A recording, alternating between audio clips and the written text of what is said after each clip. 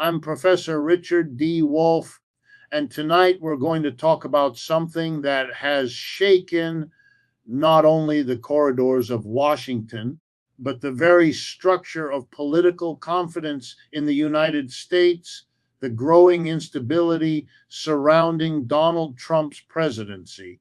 Now, let's be clear when we talk about political trouble, we're not just talking about polling numbers or partisan squabbles. We're talking about a crisis that reflects something much deeper, a system cracking under its own contradictions. When we look at the turmoil surrounding Donald Trump's presidency, it's tempting to view it purely as a political spectacle, a story of one man's rise, controversies, and potential downfall. But that would be a mistake. What's really happening here goes far beyond the personality or political tactics of Donald Trump. It's not just a political drama, it's a symptom of a systemic breakdown. The real story is that the American political and economic system itself is showing signs of deep structural decay. Trump's presidency has merely brought those cracks into the open for all to see, and when a system begins to falter from within, it doesn't collapse quietly. It does so loudly through conflict, scandal, division, and social unrest.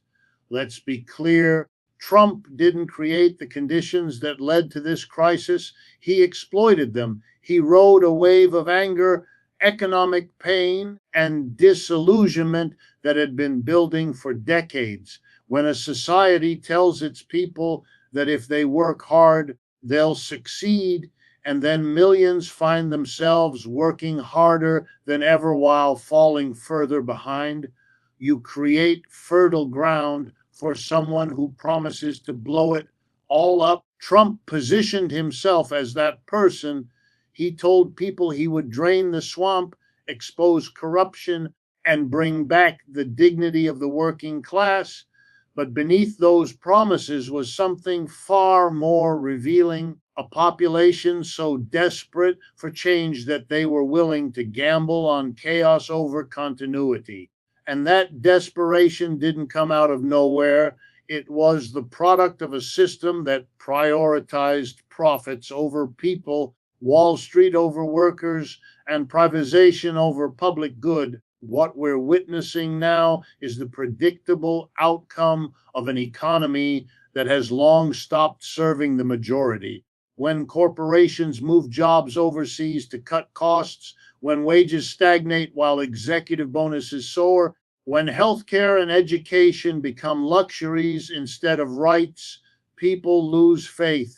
They lose faith in their leaders, in their institutions, and eventually in democracy itself.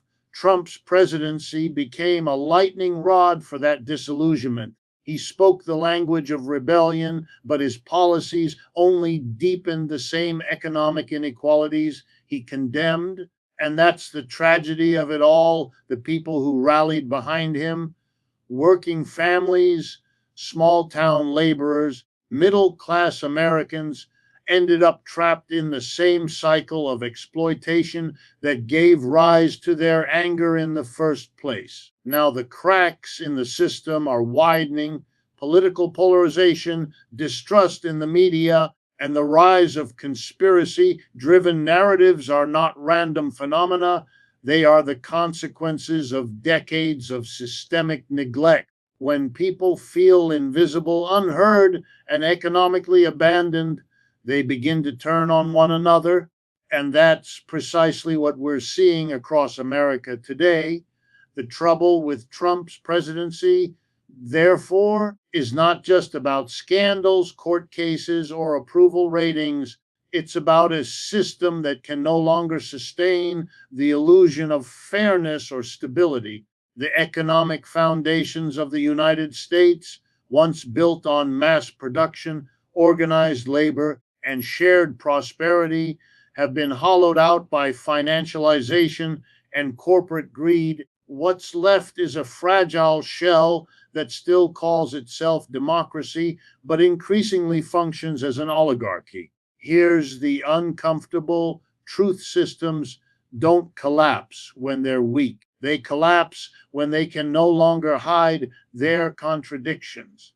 Trump's presidency didn't introduce corruption, it exposed it. It didn't invent inequality, it made it impossible to ignore. Every political scandal, every policy reversal, every division among citizens, these are all symptoms of something deeper: a society losing its cohesion because its economic model no longer works for the majority. And when that happens, leaders like Trump emerge as both product and accelerant of the decay. They feed on public anger while reinforcing the very system that created it. Imagine an old building that's been neglected for years. The foundation has cracks, the beams are rotting, but the owners keep painting the walls, pretending everything's fine. That's the US political economy today. Trump didn't break the foundation, he just kicked hard enough to make the cracks visible. What we're witnessing is a systemic reckoning. The markets, the media, the institutions of governance, all are struggling to maintain legitimacy in the face of growing public awareness that the game is rigged. The presidency, once seen as the pinnacle of national trust, is now viewed as another instrument of power, manipulated by the wealthy and insulated from accountability. And as Trump's presidency falters, so too does the myth that this system can self correct without fundamental change. The crisis facing Trump is not just personal or political, it's historical. It marks a turning point where the contradictions of capitalism, inequality, instability, and alienation are too visible to disguise with slogans or spin. The anger fueling Trump's rise was real, but it was misdirected. Instead of challenging the structures of exploitation, it turned against scapegoats, immigrants, foreign nations, the deep state.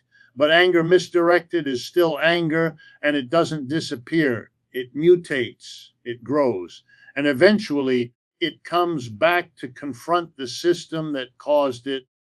That's what we're beginning to see now: the system eating itself from within, the institutions imploding under the weight of their own hypocrisy. So when we say Trump's presidency is in serious trouble, we're not just talking about political survival, we're talking about the unraveling of faith in an entire order: economic, political, and moral.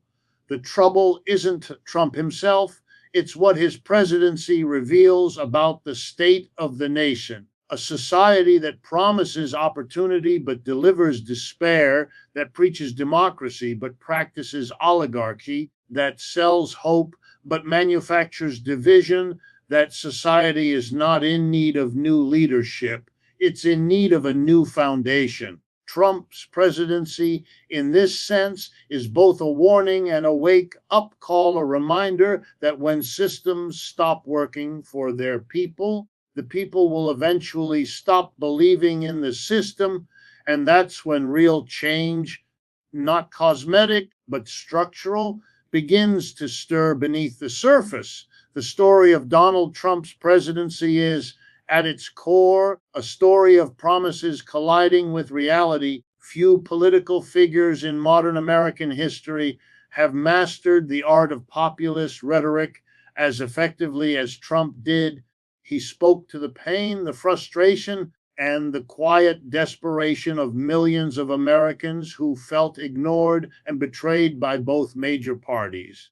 His message was simple but powerful: the system is rigged, the elites have stolen your future, and he, a businessman, an outsider, would fight for the forgotten worker.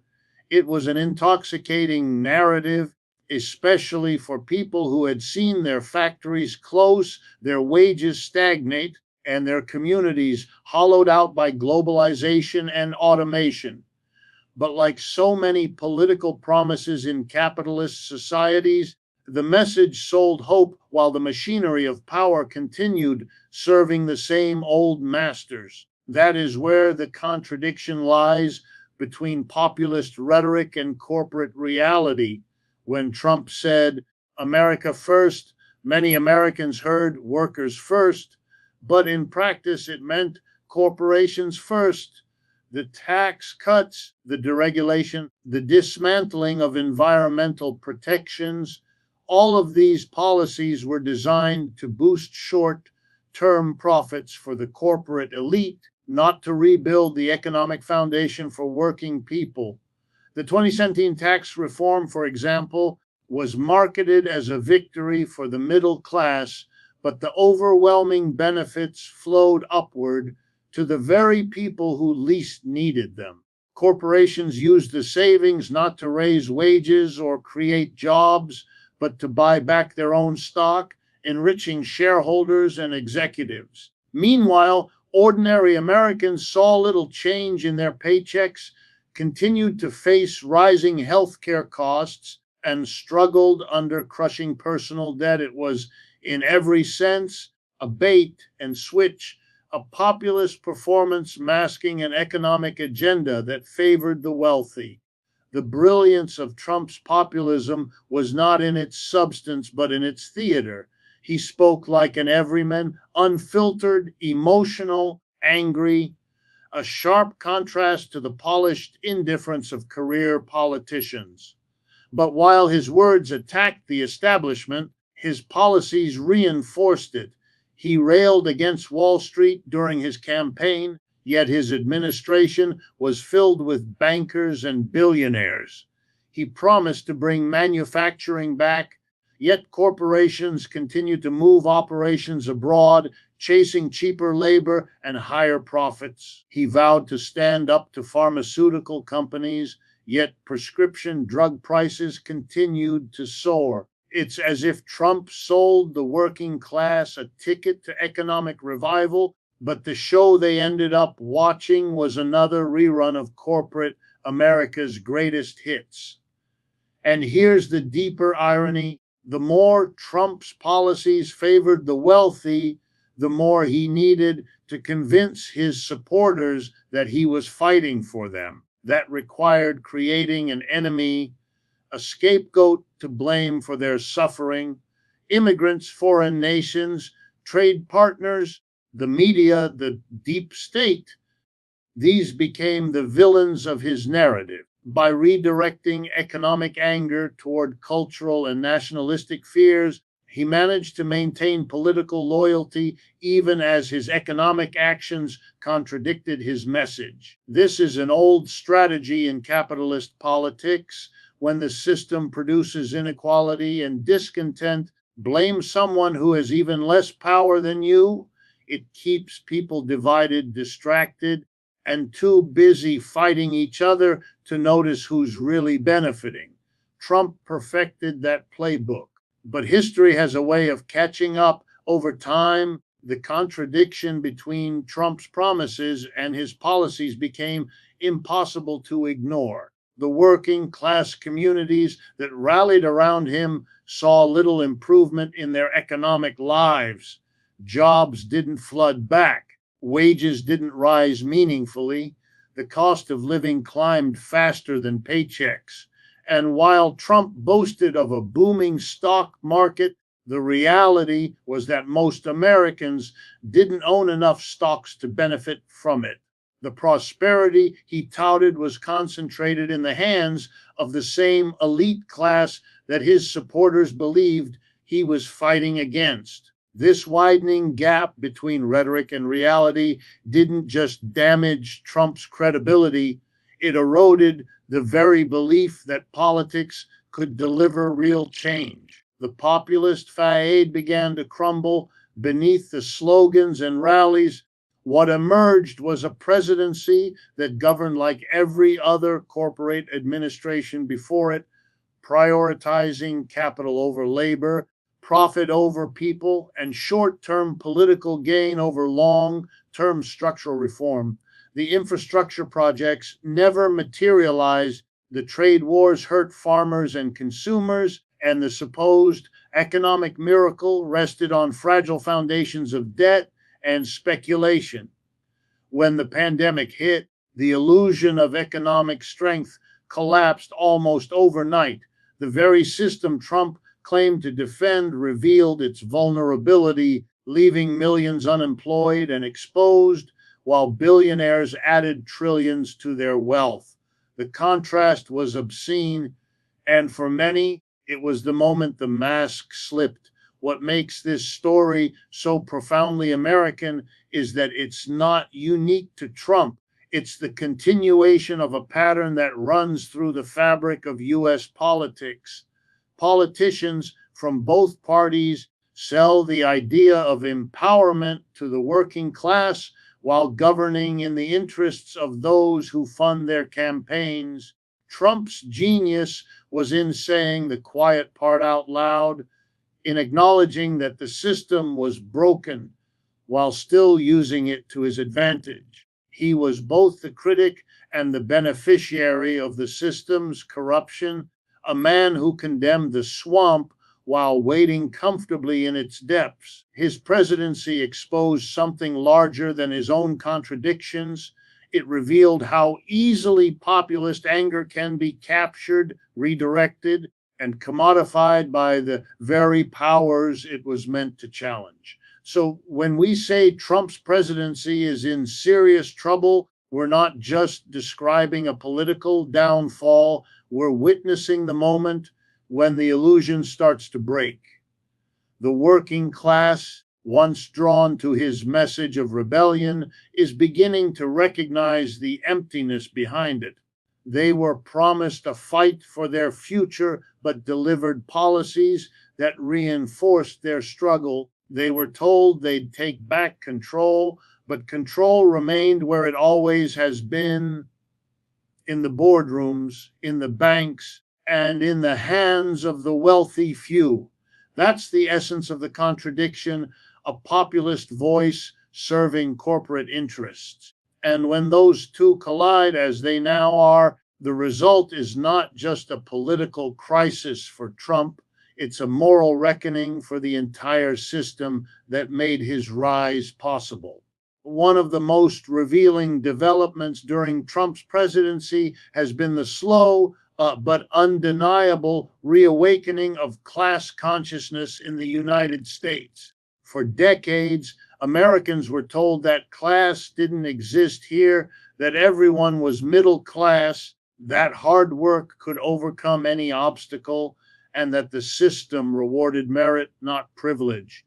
But those illusions are fading fast as the economic realities of inequality and exploitation become impossible to ignore. Millions of working people are beginning to see through the political theater. They're realizing that their struggles are not isolated or personal failures, but the result of a rigged system that serves the interests of a small elite. Trump's presidency, with all its turbulence and contradictions, has unintentionally accelerated that awakening, and that may be its most lasting legacy. In the early days of his campaign, Trump tapped into something very real, a deep, simmering anger among working class Americans who felt abandoned. Factories had closed, unions had been dismantled, and wages had stagnated while the cost of living exploded. These people weren't imagining their pain. Their communities were devastated by deindustrialization and corporate outsourcing. Trump gave that anger a voice, but he also gave it direction, and that direction tragically was turned against the wrong targets. Instead of identifying the system that exploited them, many were convinced to blame immigrants, minorities, and foreign nations. It was a strategy as old as capitalism itself: divide the working class so it never unites against its real oppressors. But here's the twist. Over time, the mask began to slip. As Trump's economic promises failed to materialize, The reality on the ground became clearer. Wages didn't rise meaningfully, jobs didn't return in significant numbers, and the benefits of his policies flowed to those at the top. The workers who had once cheered his defiant speeches started asking hard questions. Why were billionaires getting tax cuts while small towns continued to decline? Why were corporate profits soaring while everyday Americans were drowning in debt? Why did so many politicians, regardless of party, seem to serve the same financial interests? These are class questions, the very questions capitalist ideology has spent generations suppressing.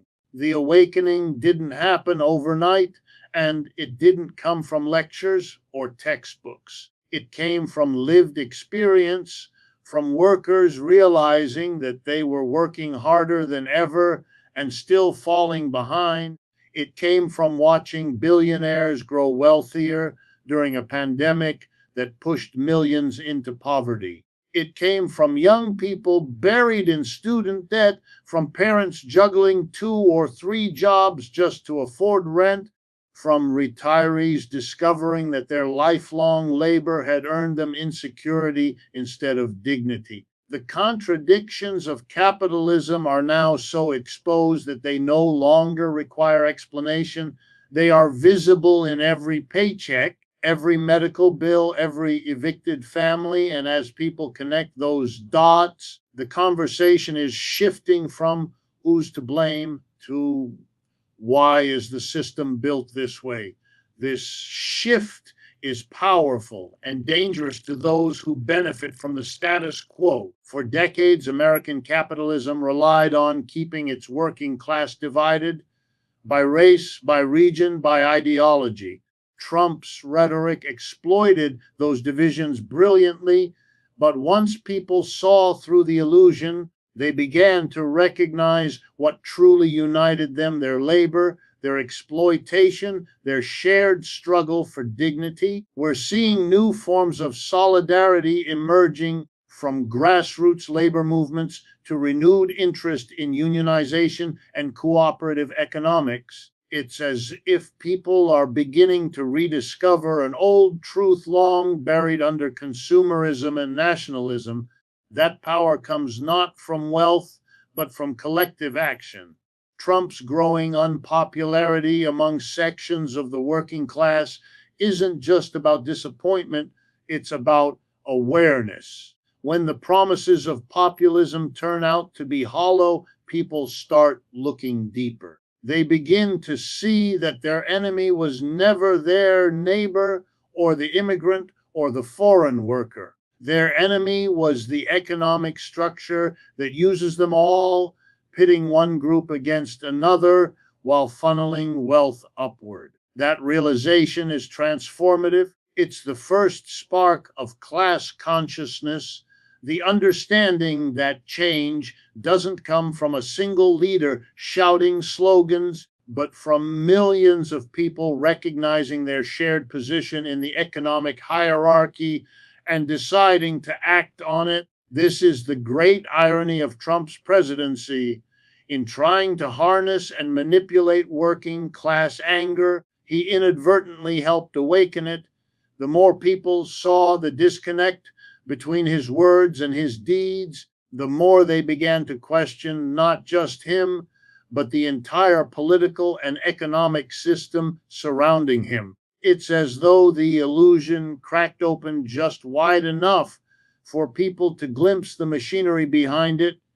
And once that happens, once people start to see how power really operates, the old tools of manipulation, fear, division, distraction start to lose their grip. Something new begins to take shape in their place: a restless, informed, and potentially revolutionary awareness that the real fight is not between red and blue, but between the powerful and the powerless. The unraveling of Trump's presidency represents far more than a political crisis. It signals the slow collapse of a myth that has defined American life for generations: the myth that capitalism, left to its own devices, produces fairness, stability, and prosperity for everyone. This belief, repeated so often it became dogma, has sustained political loyalty and national identity for decades. But today, that illusion is breaking down. Trump's rise, his chaotic governance, and the turmoil that surrounds his legacy are all part of a deeper story, one of a system confronting the limits of its own contradictions. And when myths begin to crumble, societies don't simply adjust, they fracture.